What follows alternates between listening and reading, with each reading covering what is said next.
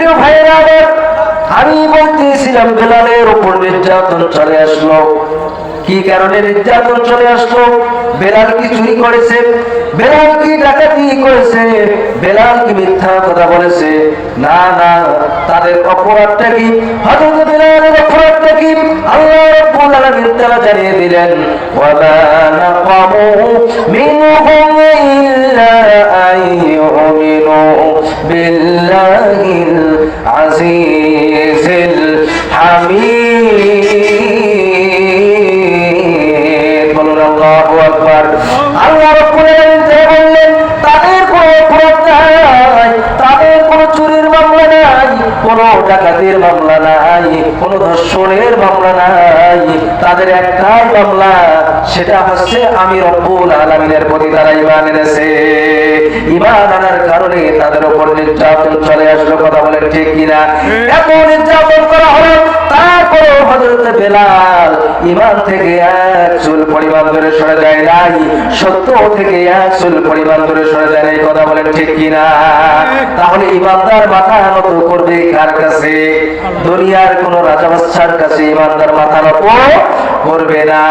আমরা গত 15 বছর দেখেছি বাংলাদেশের ইসলামী আন্দোলনের নেতারা, তারা জেলে গিয়েছে, রিমান্ডে গিয়েছে, ফাঁসির মঞ্চে চলেছে।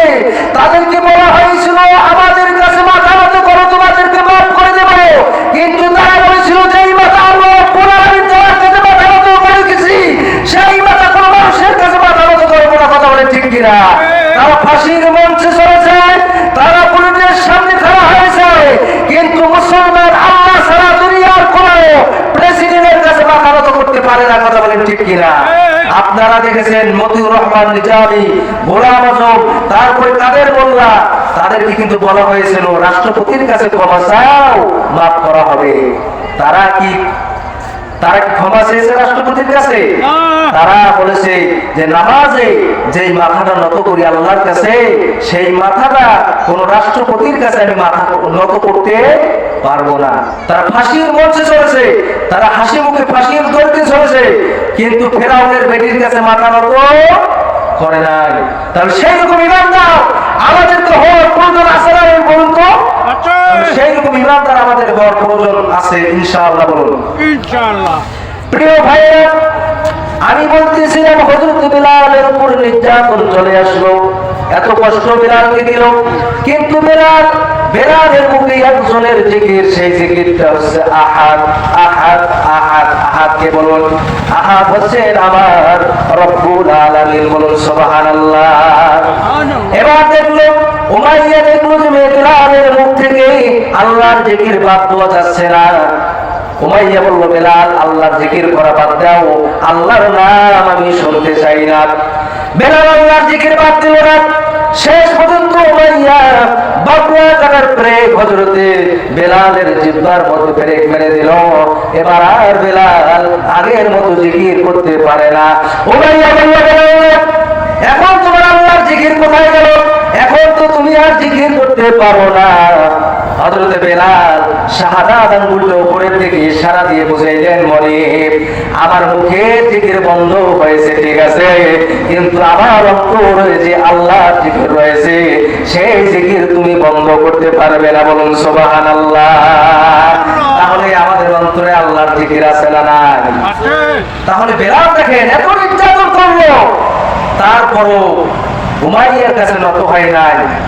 তাহলে প্রিয় হাজিরিন, ঈমানের পরীক্ষায় আমাদেরকে টিকে থাকতে হবে। কখনো হাতছানি দিয়ে ফেরাউনের কাছে অথবা ফেরাউনের নাতিপুতির কাছে মাথা নত করা যাবে না। তারপরে আসেন প্রিয় ভাইয়েরা, হযরত খুবাইব রাদিয়াল্লাহু তাআলা কে গ্রেফতার করা হলো। তার অপরাধটা কি? তার অপরাধ হচ্ছে তিনি আল্লাহর উপর ঈমান এনেছেন, রাসূলের উপর ঈমান এনেছেন, তার অন্য আর কোনো অপরাধ নাই।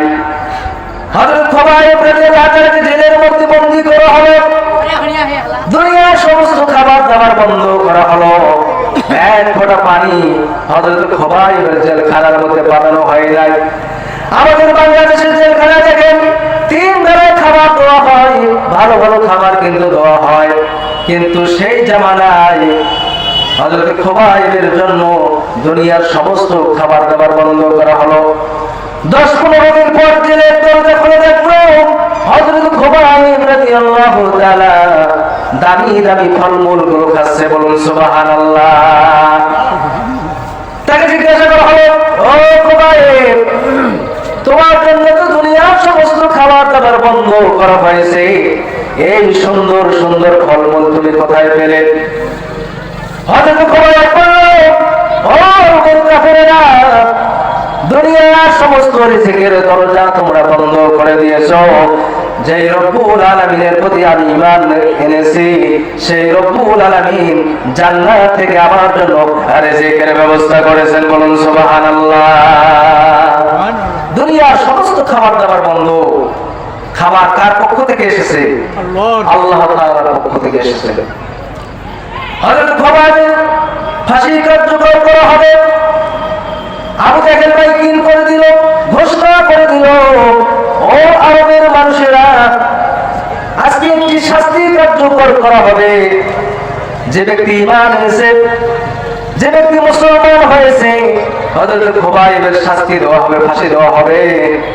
তোমরা ময়দানের মধ্যে এসো, খোলা মাঠে হযরত খুবাইবকে ফাঁসির মঞ্চে চড়ানো হবে।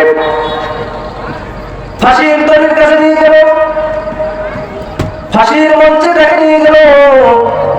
বলা হলো, খুবাইব, এখনো সময় বাকি আছে, তুমি বলো মুহাম্মদুর রাসূলুল্লাহ যেই কালেমার দাওয়াত দিতেছে, যেই কোরআনের দাওয়াত দিতেছে, যেই আল্লাহর দাওয়াত দিতেছে, সেই দাওয়াতটা মিথ্যা দাওয়াত, মুহাম্মদুর রাসূলুল্লাহর বানানো ধর্ম এটা, তুমি একটিবার বলো, তাহলে তোমাকে আমরা মুক্তি দিয়ে দেব। হযরত খুবাইব রাদিয়াল্লাহু তাআলা বললেন, না না, দুনিয়ার সমস্ত কিছু মিথ্যা হতে পারে, কিন্তু আল্লাহ রাসূল যেই ধর্মের তো দাওয়াত মানুষকে দিতেছে, যেই কোরআনের দাওয়াত দিতেছে, সেই দাওয়াত কখনো মিথ্যা নয়। বলুন সুবহানাল্লাহ। হযরত খুবাইবকে ফাঁসির মঞ্চে চড়ানো হলো, কিন্তু কালিমা থেকে, ঈমান থেকে 100 পরিমাণ দূরে সরে যায়। এই কথা বলেন ঠিক কিনা? মুসলমান ঈমান আনার কারণে, মুসলমান হওয়ার কারণে, দাড়ি টুপি রাখার কারণে যদি আমাদেরকে জেলে যাওয়ার প্রয়োজন হয়, রিমান্ডে যাওয়ার প্রয়োজন হয়, ফাঁসির মঞ্চে যাওয়ার প্রয়োজন হয়, আমরা যাব, কিন্তু দুনিয়ার কোন পার্টি নেতার কাছে আমরা মাথা নত করবো না। কথা বলেন ঠিক কিনা? তারা নবীর সাহাবীরা ফাঁসির মঞ্চে হাসি মুখে চললেন, কিন্তু আবু জাহেলের কাছে মাথা নত করে নাই। তাহলে এটাই তো ঈমান। আর আমাদের ঈমান এমন ঈমান যে 300 টাকার কাছে আমরা বিক্রি হয়ে যাই। নামাজ পড়ে না, রোজা রাখে না, আল্লাহকে মানে না, সেই ব্যক্তি এসে আপনার পকেটে 300 টাকা ঢুকে দিল, বলল যে আগামীকাল এই মার্কায় সিল মারবি। আমরা কি করি? সুন্নত করে যে সিল মারি দেই। কিন্তু মুসলমান মনে রাখবেন, এই ভোটটা হচ্ছে মুসলমানদের জন্য আমানত। আপনাকে ভোট দিতে হবে সেই লোককে, যেই লোক কোরআনের রাজনীতি করে। কথা বলেন ঠিক কিনা? আর আপনি ভোট দেন ওই লোককে, যেই ব্যক্তি কোরআনকে মানে না, যেই ব্যক্তি আমার রাসূলকে মানে না, যেই ব্যক্তি সবসময় মুসলমানদের জন্য শাস্তির ব্যবস্থা করে, আমরা সেই লোককে ভোট দেই। কথা বলেন ঠিক কিনা? সেই লোকের দল করা যাবে না, দল করতে হবে কোরআনের দল। মুসলমান মনে রাখবেন, আগামীর পৃথিবী কোরআনের পৃথিবী, আগামীর